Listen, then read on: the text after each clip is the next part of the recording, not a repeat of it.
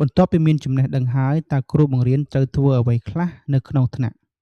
យោងតាមស្តង់ដារវិជ្ជាជីវៈការប្រតិបត្តិវិជ្ជាជីវៈគ្រូបង្រៀនគឺផ្ដោតទៅលើអ្វីដែលគ្រូត្រូវធ្វើជាក់ស្ដែងដើម្បីបង្រៀនសិស្សឲ្យទទួលបានលទ្ធផលល្អទីមួយគឺការរៀបចំលោកគ្រូត្រូវសរសេរកិច្ចតែងការបង្រៀន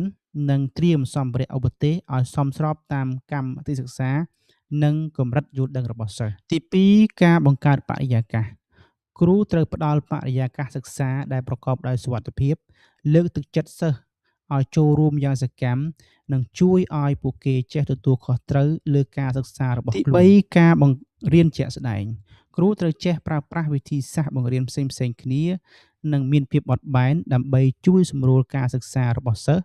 ពិសេសគឺចេះរៀបចំយុទ្ធសាស្ត្រជួយសិស្សដែលមានការលំបាកនៅក្នុងការរៀនសូត្រទី4គឺការតាមដានលទ្ធផលគ្រូត្រូវប្រើប្រាស់វិធីសាស្ត្រវាយតម្លៃឲ្យបានត្រឹមត្រូវកត់ត្រាការចូលរួមរបស់សិស្សនិងផ្ដល់ព័ត៌មានត្រឡប់ទៅកាន់សិស្សផ្ទាល់ព្រមទាំងមាតាបិតាឬអ្នកអាណាព្យាបាលសិស្សបន្ថែមពីនេះការចេះប្រើប្រាស់បច្ចេកវិទ្យាព័ត៌មានក្នុងការបង្រៀនគឺជារឿងសំខាន់ផងដែរ